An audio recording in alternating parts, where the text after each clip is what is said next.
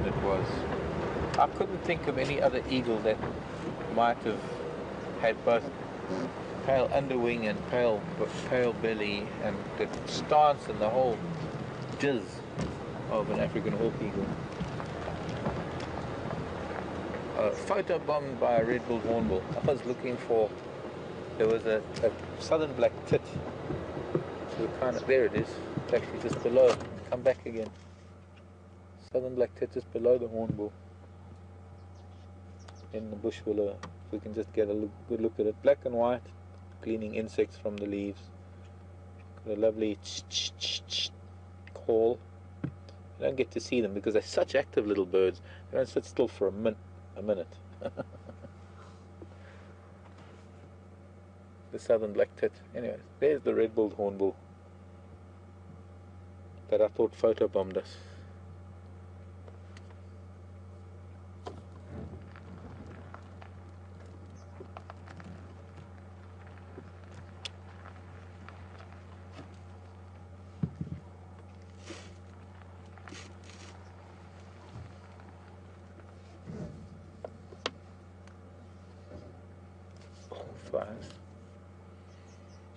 Flies are out in force again. Shall we continue? I want to go past the hyena den because they've just been disturbed by a herd of buffalo, and I also want to try and get back to the lion a little bit later. I was hoping that there might have been some sign of those elephants that were seen this morning on Arathusa, but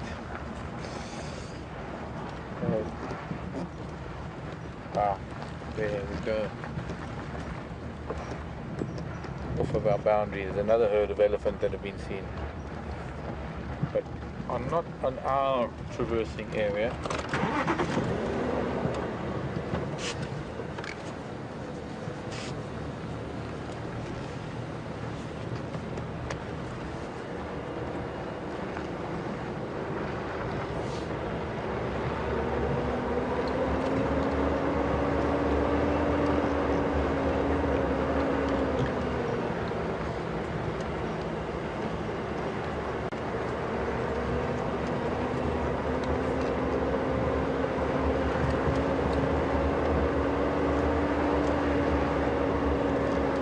Question from Toronto, from Brian. Hello Brian. Brian's in Toronto in Canada.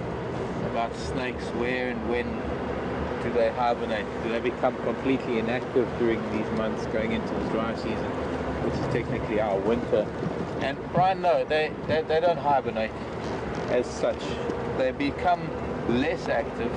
I've very often found snakes in the middle of winter in the heat of the day. You see, before I carry on, there's a little squirrel sitting in the sun, and I think this is such a pretty little picture because, come on, don't move, squirrel.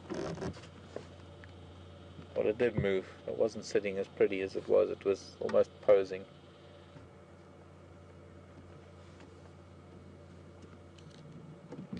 Where do snakes go? So many different places, Brian.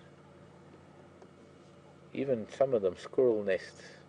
And that little stump that the squirrel is sitting on would have been a branch many years ago that would have jutted out that way, and it would have broken off, and because it exposed a lot of the heartwood to the elements, there would have been insects and all sorts of things that would have gotten in there. And where did the squirrel go? Behind. Okay.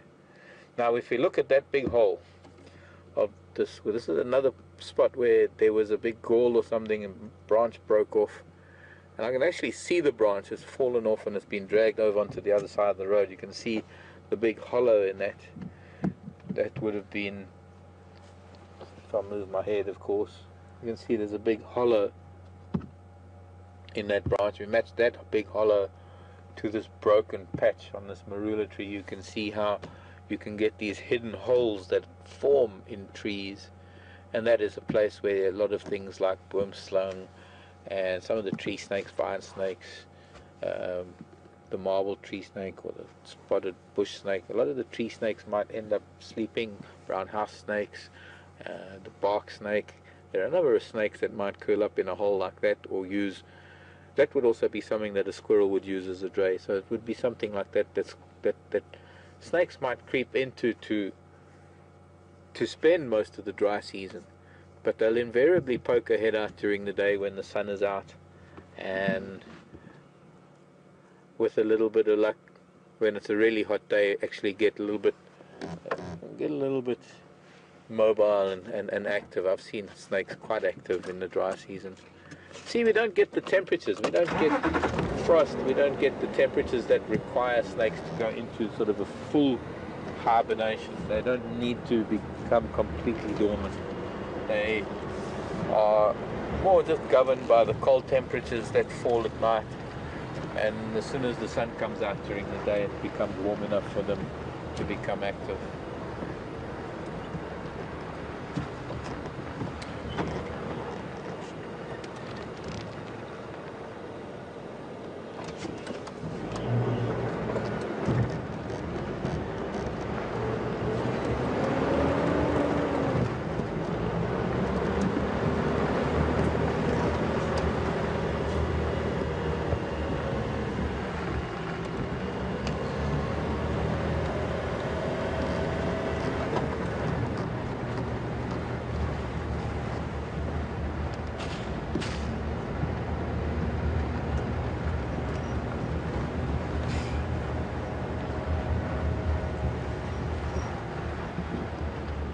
Wow, rather a strong.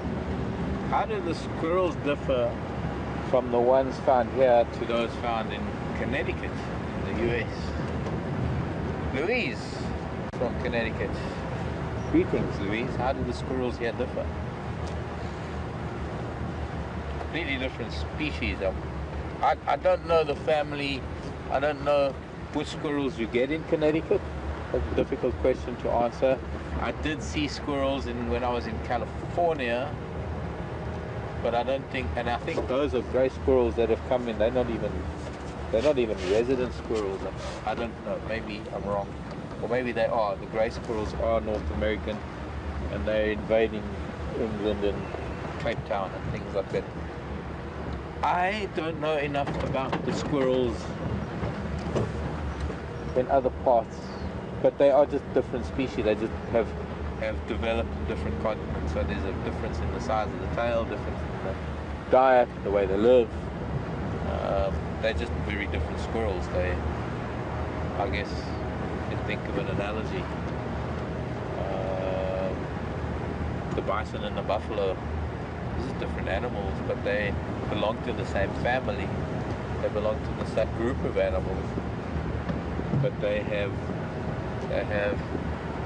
I don't like to use the word evolved because it brings up a whole host of discussions, but certainly adaptation to their environment and adaptation to their geographical distribution.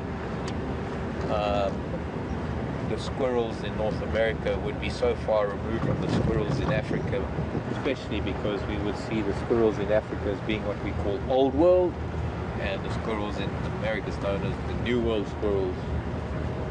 But I don't know the history of their genealogy. I don't know the history of the squirrels that extensively to be able to find out when it was that they diverged as they did.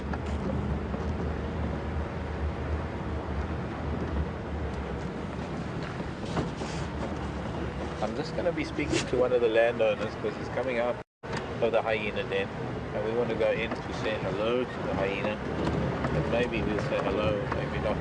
Hello, Neil. Thanks.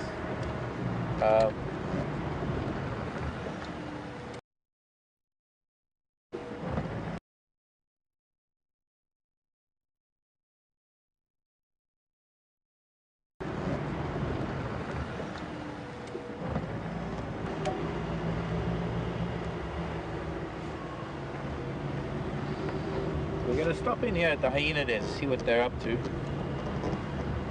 Evidently the buffalo came through here, came past, but they all looked at each other and nothing really major happened.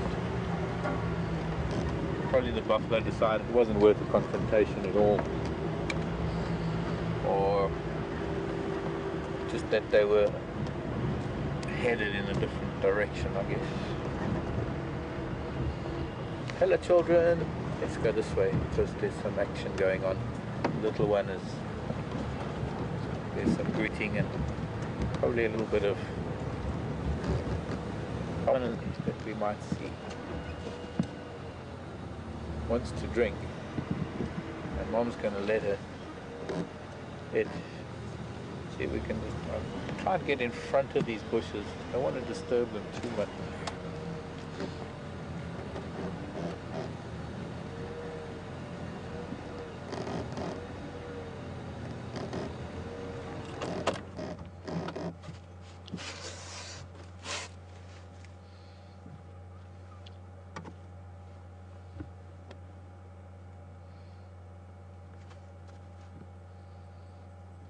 Thirsty child.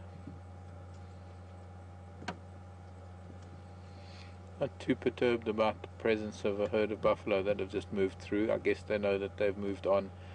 They must have heard that the buffalo have gone, and buffalo could pose a threat. They do not like predators, and sometimes they do get a little bit aggressive with predators, especially youngsters, if they catch them.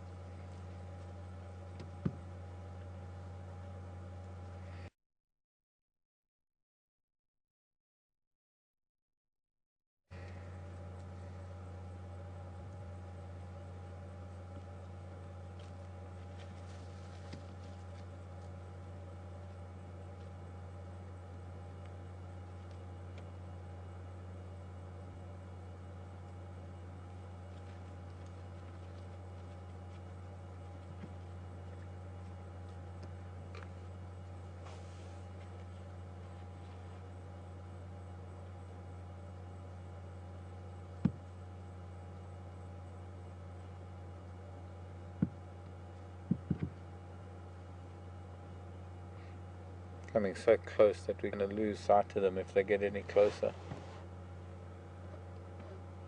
because the front of the vehicle, we can't get the camera over that. That's the front of the vehicle, that blurred green thing that you see. It's what we call the bonnet, also known as the hood. Hello children.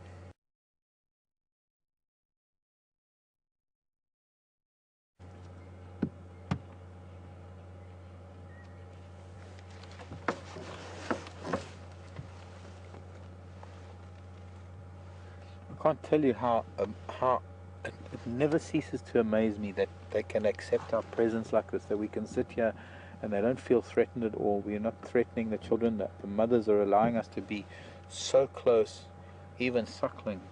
Quite an amazing experience. No matter how many times we do experience it, it's always very humbling.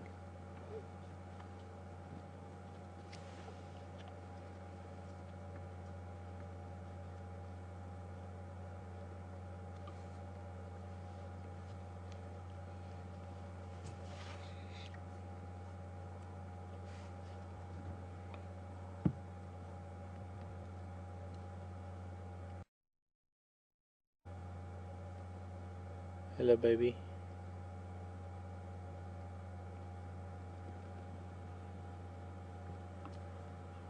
Sorry. Gosh, I get in the way so often.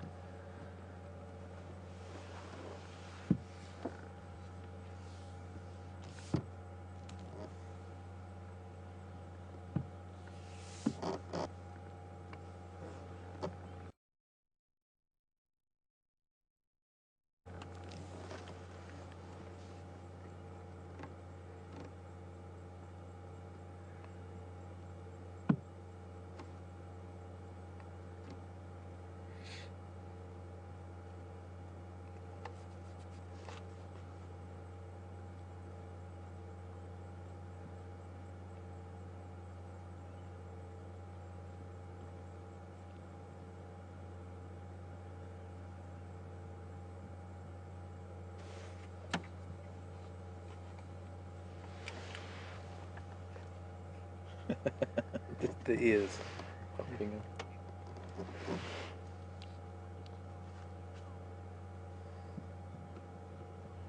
worker in California was asking whether the cub that was eating that female, was it a sign of affection or part of the grooming. It's a part of everything, Jessica.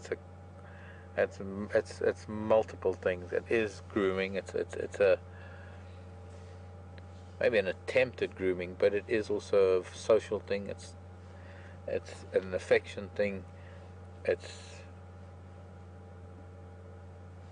was just such a random spot on her body that it wasn't really necessary to groom there. If anything, the places are sort of behind the ears and the neck, and that's where it's more appreciated. So it was more a case of just that was mom, and it's just sort of giving mom a bit of loving. In the guise of grooming, in the guise of social bonding, in the guise of maternal bonding, in the guise of, well, all sorts of things. Not just one little thing. It's a lot of things that would have meant to both cub and to the youngster and the adult.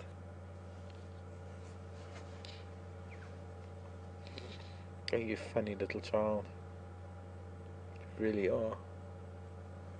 Absolutely gorgeous. It's almost like, if you ever want to cuddle a hyena, that's the kind of size, age, look, that's how you want to cuddle a hyena, like when they look like that. When they get a little bit bigger, they lose that cuddle ability.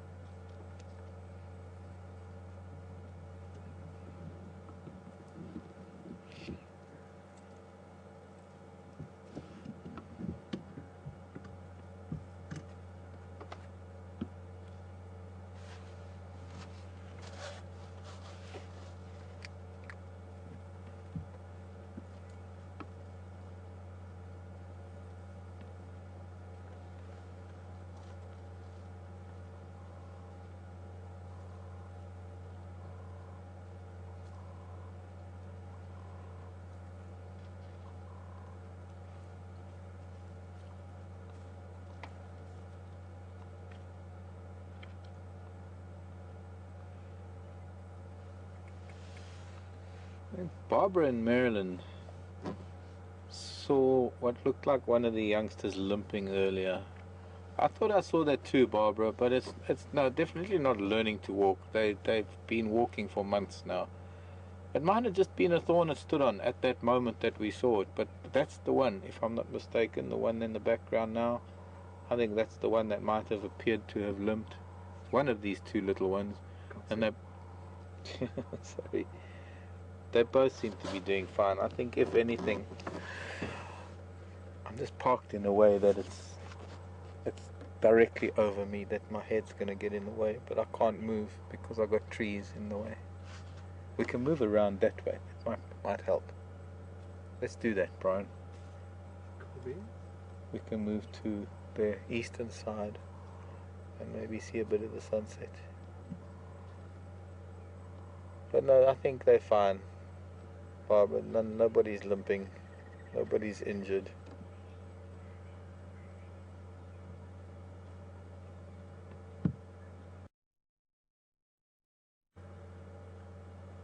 Gonna get into trouble if you put your nose in there. Then Mama's gonna snap at you. Maybe not.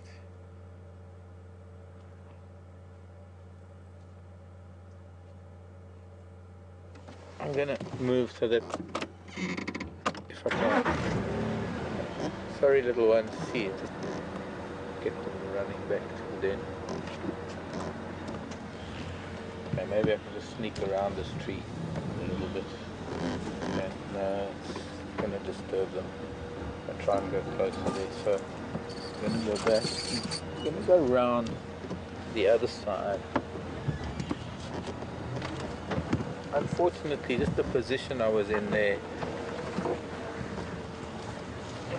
they just happened to all be all the action happened to be happening over my head and my hat.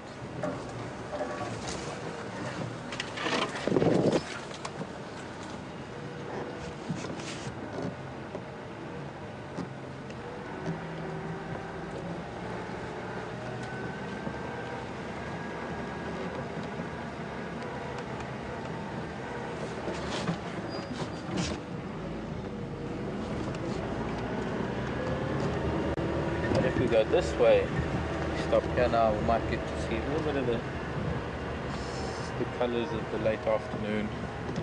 It's going to be ideal, but it'll be a little bit better in terms of Brian's ability to follow them without my hat intervening or interrupting. There you go.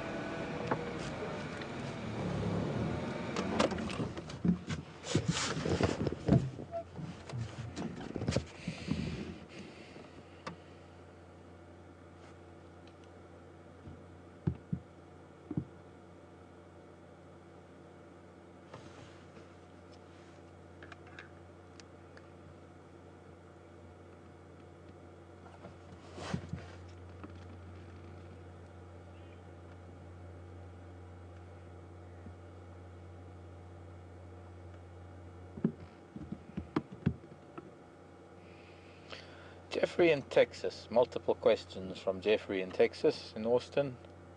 Hi Jeffrey, you ever see the bats? Lifespan of a hyena, how old are these cubs and do they engage in cannibalism? Lifespan, I don't know Jeffrey, about 8 to 10 I think. How old are these cubs? Well, these two little ones are about 3 months, and I'm thinking that the bigger one is maybe about 3.5 months, only a couple of weeks older than the two smaller ones. Cannibalism, I've never witnessed it, but I guess maybe. I can't answer that. Look at this pretty little thing.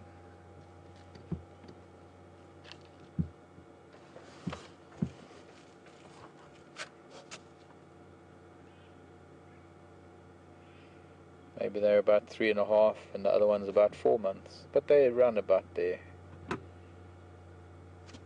Some noise behind me that this female that's suckling, she lifted her head to listen to, but I don't know what it is. But she's not too concerned.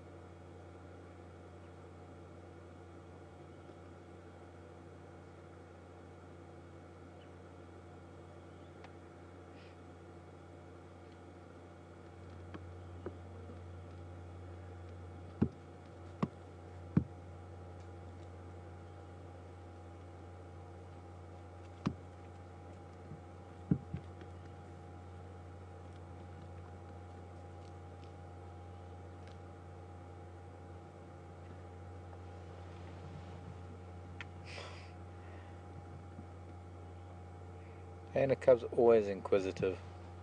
I've sat at home with hyena dens closer to home where they come and chew on my tires, and I've even had hyenas chewing on my boot.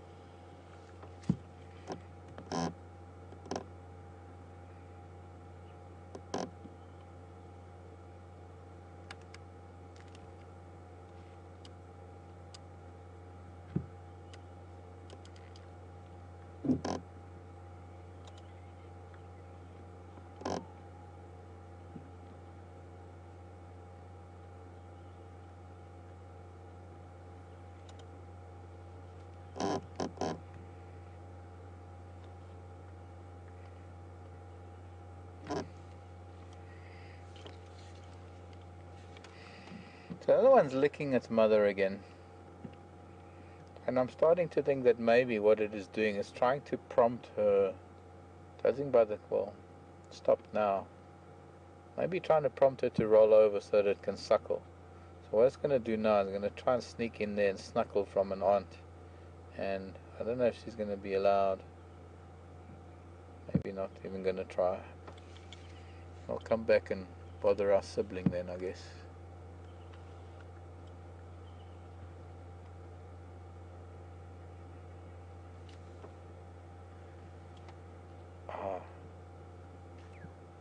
Time to play.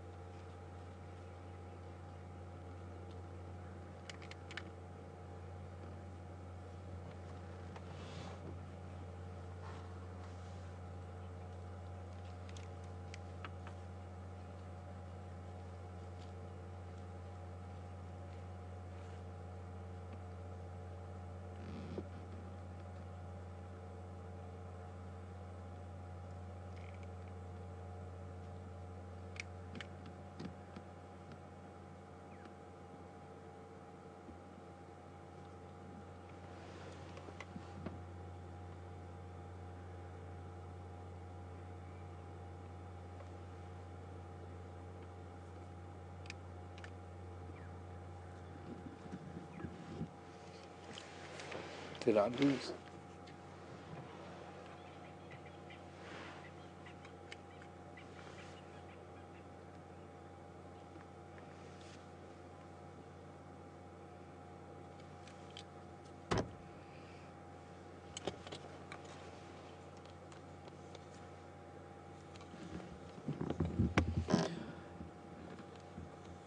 Hello, James. James is in Kansas. An interesting question, and I don't know how to answer it. James wants to know if there's well, asking a question about the proportion males and females in births.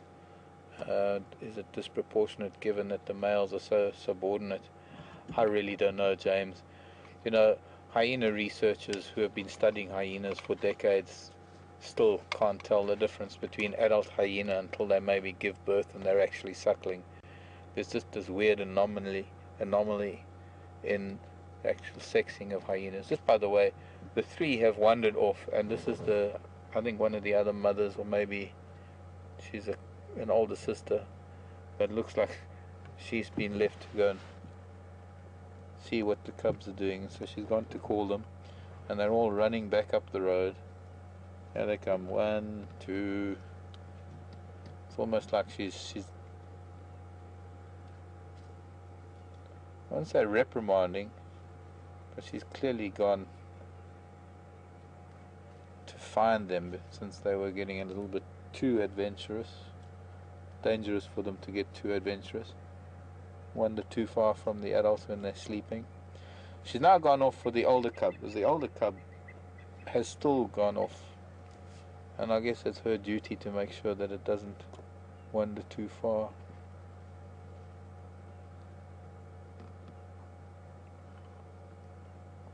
Pity we don't see down the road so well, but because of all the bush. But James, I'm really not sure of the ratio of males to females that are born. That's a very interesting question, and I'm sure that some of the studies like that of Gus Mills and some of the other hyena studies, maybe like Scotty Creel, Goran I think also did some hyena studies. It'd be interesting if they maybe had any idea on that. I do know that in some cases when there is, in some cases in nature, where there is a higher population of males, that there will be a predominance of females being born. It's got something to do with pheromones and all sorts of things, but I don't know how that translates to the hyena population, and I couldn't tell you. I have no way of knowing or no way of telling. Even though we've seen the genitals of these three youngsters, there's no way of knowing whether they're male or female, even though they quite clearly might look like they're male. Unfortunately, female genitalia in hyena are almost identical to that of the males. Now, since there's a vehicle coming close by, it looks like the little ones are starting to run back towards the den. Plus I can hear a lot of people making a noise.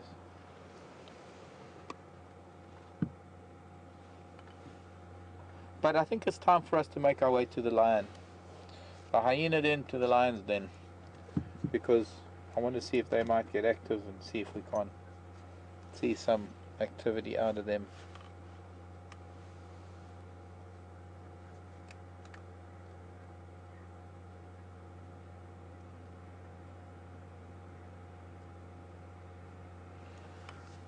Charlie, who sent a tweet to #SafariLive, Charlie wants to know if there is a physical advantage to the sloping back. There is indeed, Charlie.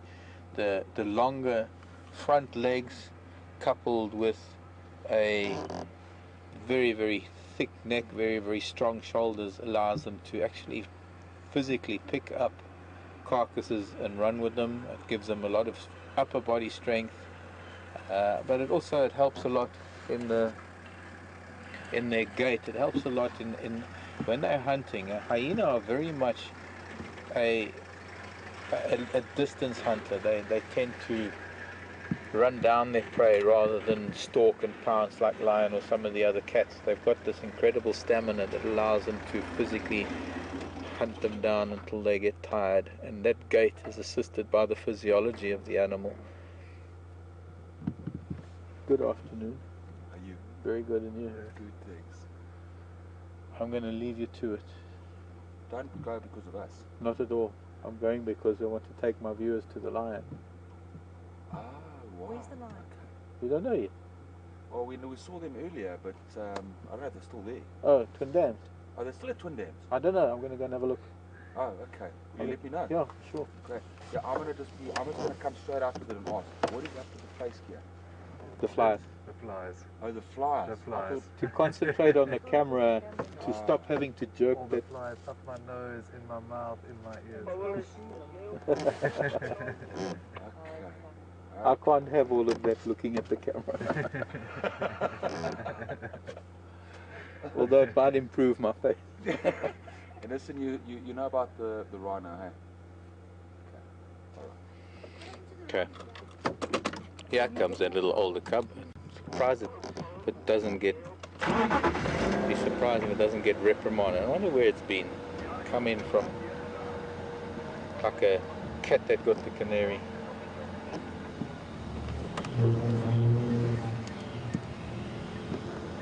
I'm gonna just have to get by.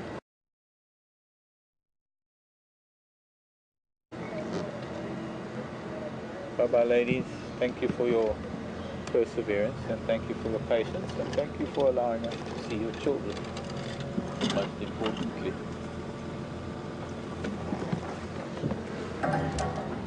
Just a quick word with one of the landowners that are here with his family, and I guess it must be, I can't show you Ryan,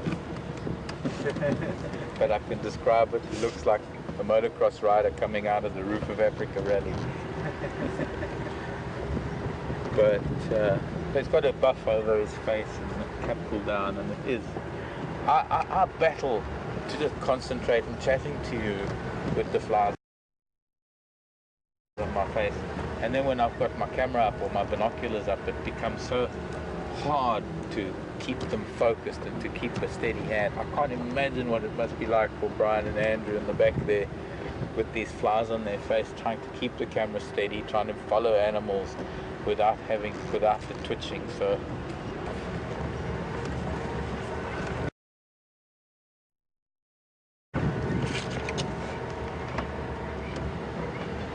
cover up like that. I think we've got some time before it gets too dark. We'll try and head back down to Twin Dams and see what's happening with those lions. And I'm going to need to just call in on the radio just to make sure we can go there.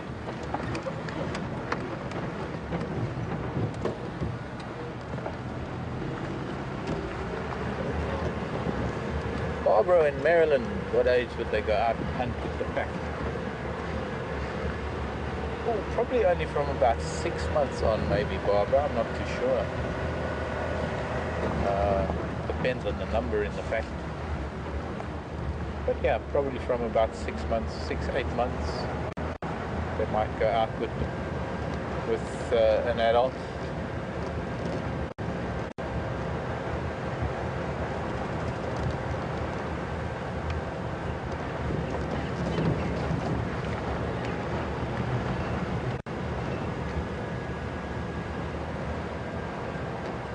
Do hyenas get fleas and ticks, Raymond in Mississippi was asking? Yes, they do, Raymond. What do they do about it? Pretty much the same as everybody does. They kick and they scratch and they lick and they bite and they try and rid themselves as much as they can. They might roll in the dirt, they lie in the mud. They pretty much engage in a lot of the same kind of anti-parasite behavior. Oh goody, sounds like there's no one there at Twin Dam. Which way should we go? Biggest route. Well, this is probably it. Chelapan down to Twin Dams Road. Oh, hello zebra. These are our two. This is the stallion and the mare we saw earlier. Hello children.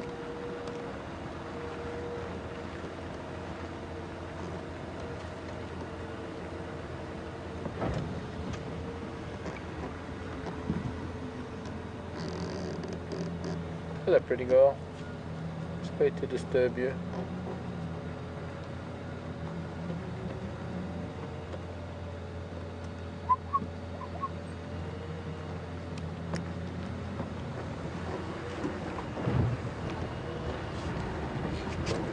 So we don't want to leave it too late to get to the lion, because if they do wake up and they start moving, they can move away.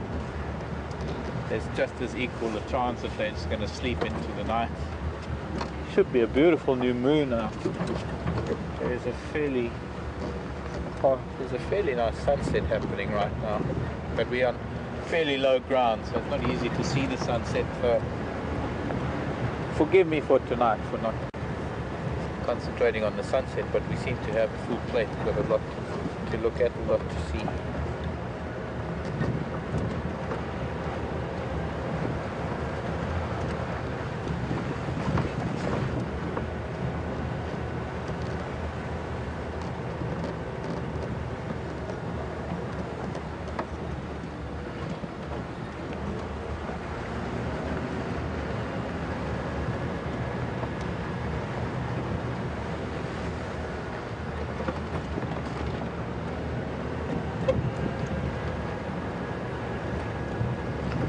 Djuma Game Reserve, South Africa. Welcome to our little corner of bushveld, a little patch of ground in millions of acres of African wildlife, and we're very lucky to be able to bring you little snippets of what happens, little snippets of what it's like in the Greater Kruger National Park, pockets of activity that can become very exciting.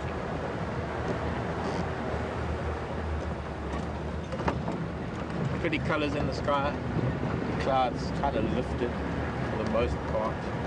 That bank that we were seeing in the south, in the southeast, has pretty much dissipated by now. It's dissolved, I suppose mostly because temperatures are dropping, and so all that condensation is, well, it's changing composition. Not much more evaporation taking place. Might be quite a dewy night.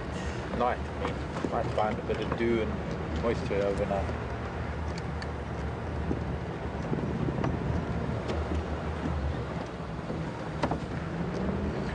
Oh, very interesting. Mark in Seattle wanting to know if bears have ever inhabited the African continent. I'd like to hear from you. I don't think so. I think perhaps up north, maybe if there was a land bridge across the Mediterranean, maybe. I don't know. I know that there are some anomalies up in North Africa where there are things that happen that occur in Europe that have occurred in parts of North Africa. but I do a little bit of research.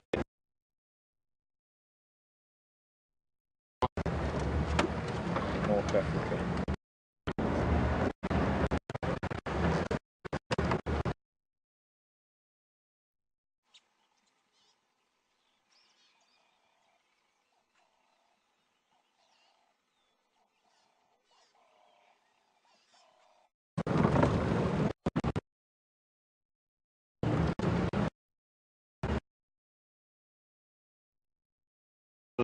Right here at Mumbai.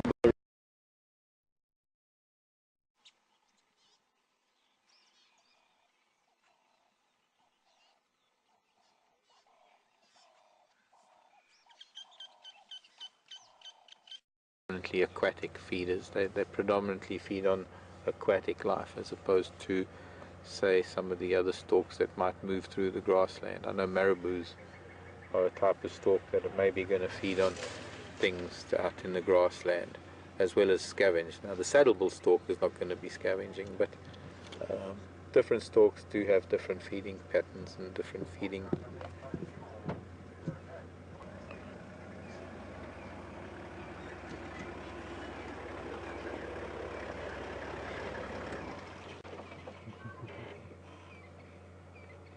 Kind of form.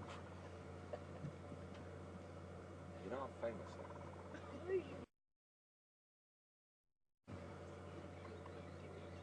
Who are you again? I'm the intergalactic bushveld champion. In backgammon.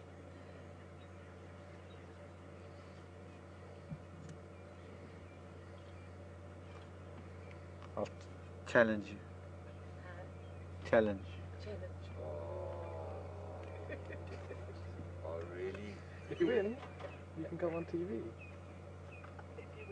If you win, I'll put the camera on you. I put the camera on you. After I win, you'll put me on TV. If you win, if you win. There's no such thing as that. Plays a mean game. Plays a really mean game. Oh, that's what he said.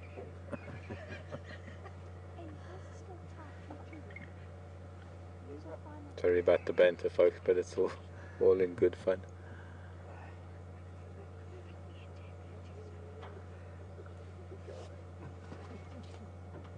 Do you know where the big males are? Well, they were here just a few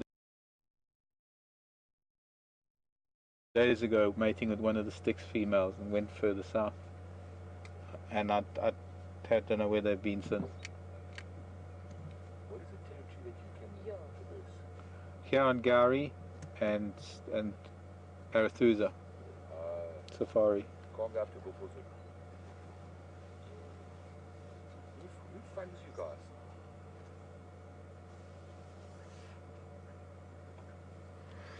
A question coming in from Texas from Julia. Hello, Julia.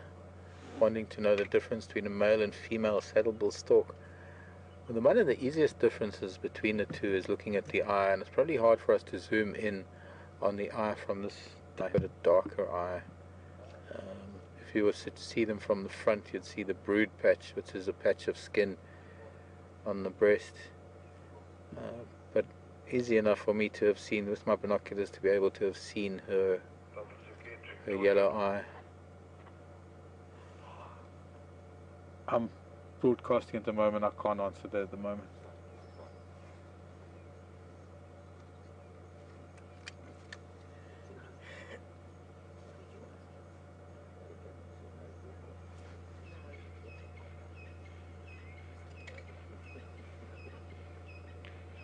Billy Joe in Florida wants to know if these two, the heron and the stork, would fight over something. Most definitely. I've seen storks, herons and fish eagles fight over fish, and it is a big competitive world out here, and it's all got to do with size and dominance. And I think if the heron caught something, the stork would probably try and mob it and try and intimidate it. But sorry, Brian, we've got a beautiful thing happening with lion paws here, that we can change from stork to this incredible interaction between the two. Pat a cake, pat a cake.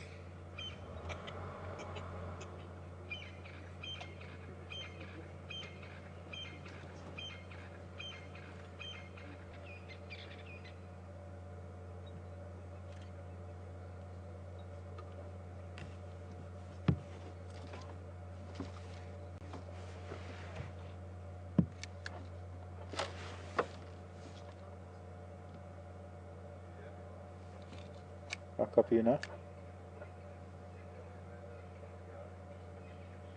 The last I saw, they were heading from Philemon's Cutline up Rebecca's Road towards Zoe's. And then Hyena Den is very active. It's good luck, good fun there. So that's the Hyena Den at Philemon's Dip.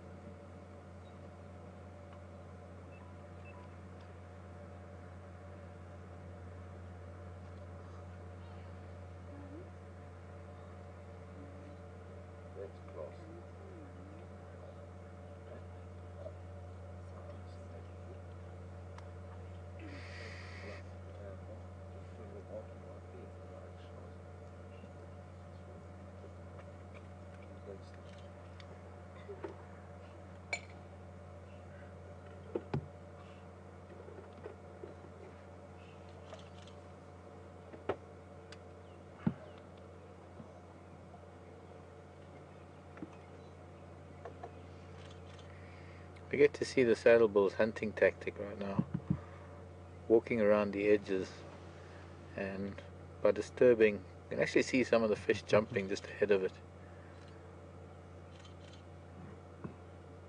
They stir up the sediment and try and chase things. The water is not very visible, the visibility isn't great, so it's mostly working on ripples and... Oh.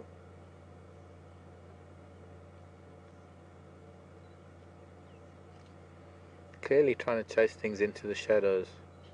It's not a very precise manner of hunting. It's sort of height of extreme optimism, if anything. Stabbing the water, it's going to eventually get something. A lot of fish fleeing from it.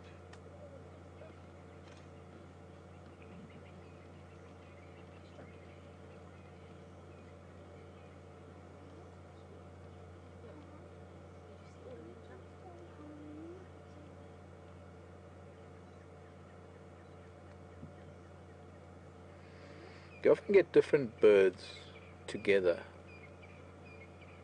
Things like storks, pelicans, and spoonbills. Oh, speak of the devil, who have we got that's just flown in? Hardy-dars.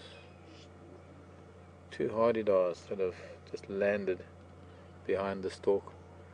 They have different feeding methods, and one bird's feeding might enhance the other bird's chances of catching, so they tend to sometimes feed together. The heron has got a different tactic entirely. Heron tends to stand still and ambush, as opposed to the stork that's actively chasing things. Might even benefit the heron.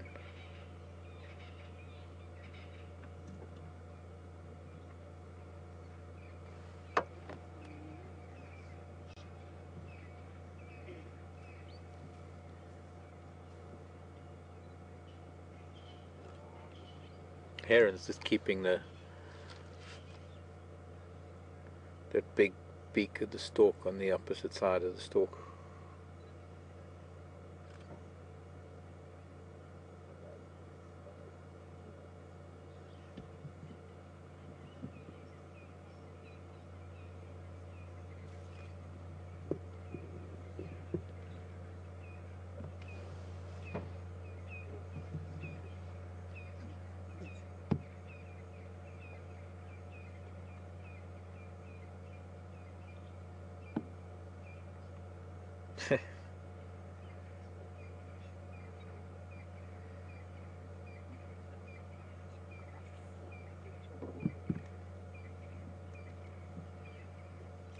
Almost like she's tickling the youngster.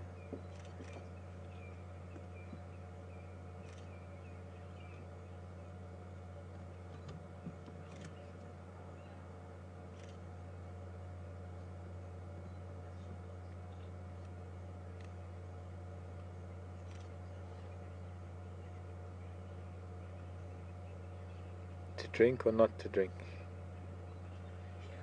A chance to sleep. The water was too far away. It looked like it was contemplating going for a drink, and too full, water's too far. Breeding time for them. Unfortunately, don't know where the nest is. I think it's further north up on Buffalo's Hook, because it seems to be that's where they come in from every day. And there's a good possibility that he's been looking after things back home while she's been out catching frogs and fish.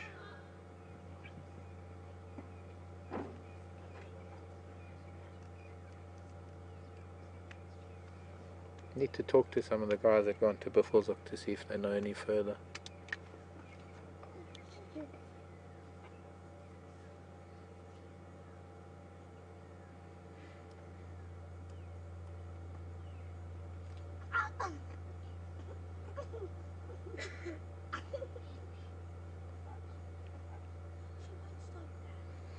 Ellen in Arkansas, nice to hear from you, Ellen, and a very good observation from Ellen, thinking that earlier on the stork was actually following the heron, and very much so, taking advantage of the fact that maybe the heron would chase something into the path of the stork, and it is very much a tactic of other storks, so that doesn't need a stretch of the imagination to think that this stork would do the same thing, and maybe hoping that the heron would be moving around a little bit more. It's just not really in the nature of the heron to walk around hunting.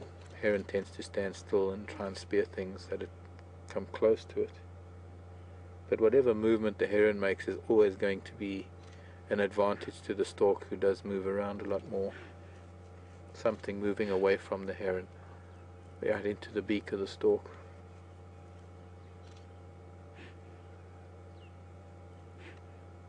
Bless you.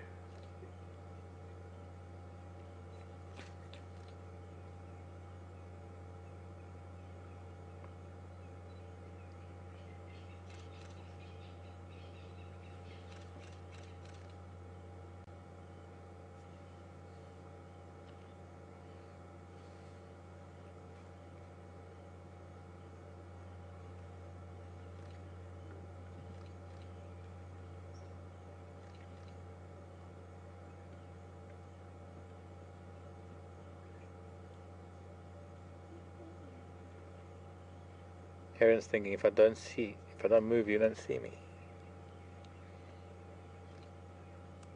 But still intimidated by the stork.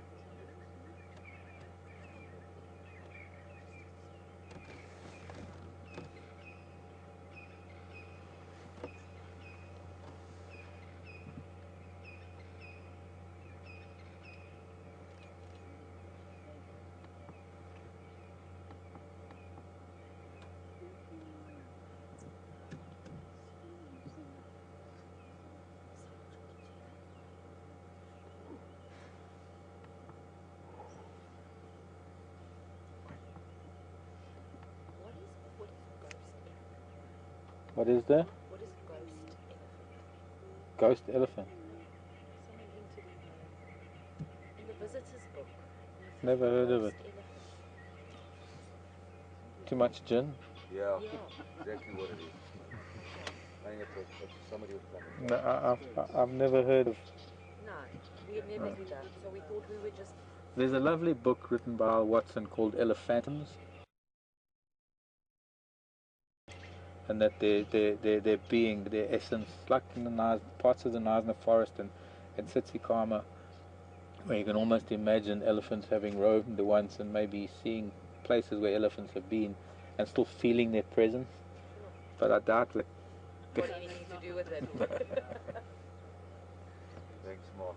Okay. So now it's to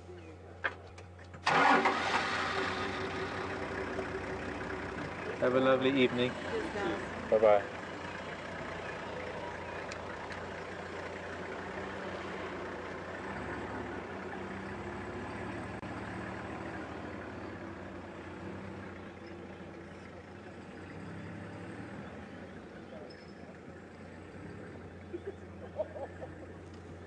Cardinal about the stork's legs. Length of the stork's legs. Cardinal sent a tweet. I'm guessing they're probably about 2 feet. I'm guessing where that joint is, that kind of more like an ankle joint rather than a knee joint. I'm guessing that each section of the stork's legs are about 2 feet long. And then there was a question on the heron. Oh, no. Chris, I bet it is Chris in California, because you get the great blue. I used to see great blue heron in California when I was there, so it's possibly Chris in California. The difference in size between the grey heron and the great blue, I'm guessing, Chris, that it's about the same size. I think they're more or less the same size. Also, I just want to mention that I was having a bit of a chat with the vehicle. There were landowners next to us. They're really wonderful folks, and answering some of their questions too where I could. I didn't want to detract from our experience talking to you out there, but it is courteous for me to make conversation and keep good relations. But they are great people, so it was nice to chat to them. Landowners that are here probably because it's school holidays or long weekends. We're going into, I think, Freedom Day coming up soon. Used to be Workers' Day, am I right?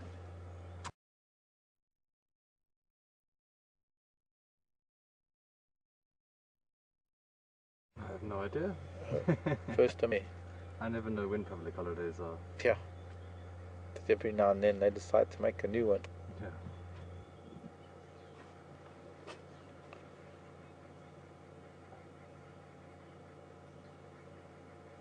I remember, Chris, I remember seeing the great blue herons and egrets and a whole lot of birds at a wonderful brewery and bird sanctuary on the Monterey Bay area, right inside the bay, called Elkhorn Slough, very close to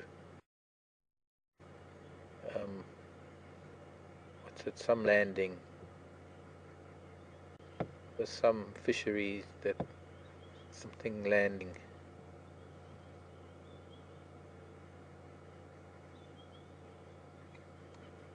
Can't think of it now, but there's the Elkhorn Slough was a beautiful place to see great blues and barn owls and all sorts of wonderful west coast birds.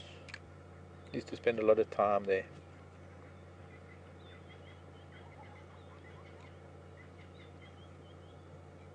Clancy, nice to hear from you, Clancy. Clancy's in Ohio, wanting to know if we get any kind of crayfish in these freshwater pans. Not really. When I say not really, Clancy, because we don't have crawfish, crayfish, freshwater crayfish. We do have freshwater crabs that occur, but the other crustacean that does occur is very, very tiny little shrimp known as a fairy shrimp, and they can hardly be called crayfish, and they can hardly be of any commercial value other than maybe fish food. I think Clancy's about the same age as me, and go back to the 70s and the Marvel DC comics. At the back of the comics there used to be this ad for sea monkeys, and you get these dried eggs and you put them in water and they would hatch into these wonderful little creatures but the pictures on the back of the comics were that they had almost anthropomorphic features and anthropomorphic kind of actions, and you could build little castles for them, and of course that was just a gimmick to sell them. But ultimately those very creatures are fairy shrimp, a very, very tiny type of crustacean that lives in these waters. It has a very, very fast metabolism, so that when the rains come in the water, and they can lay eggs before the pans dry up, and to my knowledge, only females exist, and they're one of these creatures that has perfected the art of virgin birth, of being able to lay eggs with being fertilized by a male, the process that we call parthenogenesis. And very interesting little creatures, kind of like freshwater plankton in a way.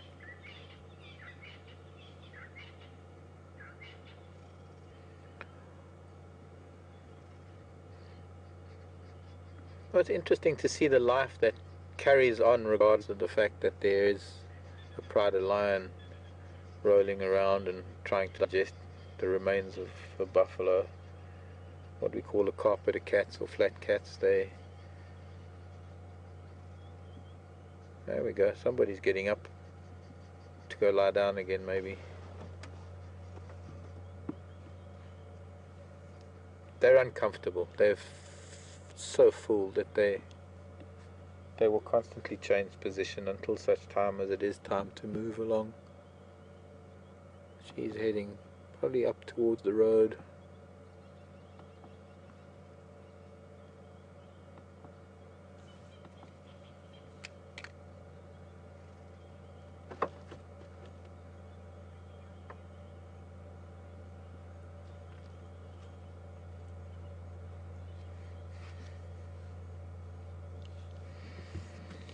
Hello, John. A great question coming from John in Cape Town. Nice to hear from you, John. And great to hear from Cape Town, our mother city. Very pretty city. We're talking about that male that's just flopped his head down. John was saying, looks like he's got quite a considerable mane on him. At what age is he going to be ousted and forced to go out and form his own coalition? It's probably going to happen soon, John. I'm guessing he's probably in the region about 3, going on 3.5 now, or nearly, or thereabouts. And by the time he's 4, he's probably not going to be tolerated. And he's going to have to be bounced around, or he's going to have to go pretty far to find an area, because there are so many coalitions of males around here. It's going to be very interesting to see what is going to transpire with this young male, because he can't wander south. He can't wander to the west. Right, to the south, he's got other to the west there is the Majingilans, there are the Birmingham boys, there are the Salati males, there are the Matimbas, I'm guessing, are his fathers up this way. Maybe he could go to the east and into Kruger and hook up with some other males there, but it's going to be quite a difficult task for him to escape the attentions of the existing coalitions of males up here in this part of the Sabi Sand.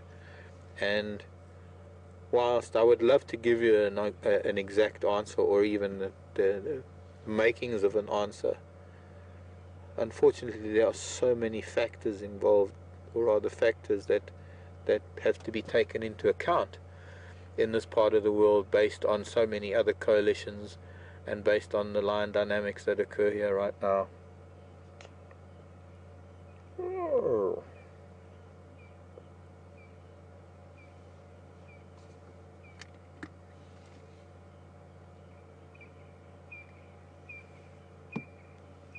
Moss Landing.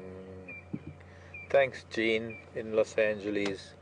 That's right, it was Moss Landing, just on the coast of Elkhorn Slough in Monterey, or just off of Monterey, just south of Aptos, just north of Monterey itself. She's going to drink a little.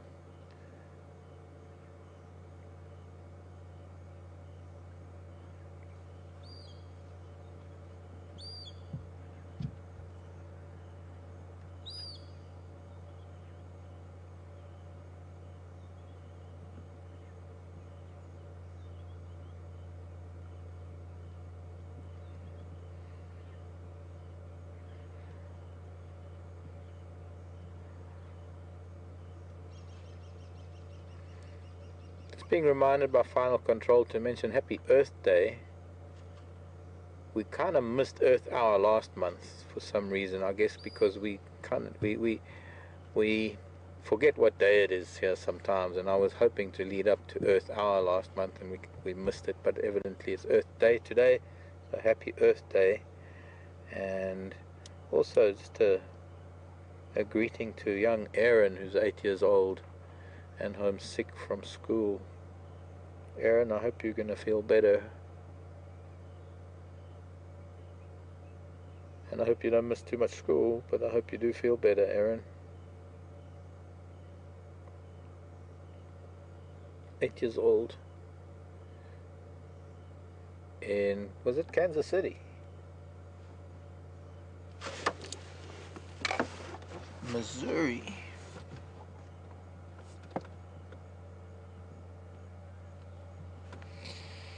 Pride of cats at our feet and a lovely peaceful evening. That's a lovely way to wrap up the day. We've had a fantastic day here at Djuma Game Reserve, and I want to thank all of you for joining us, especially for the interaction that we have.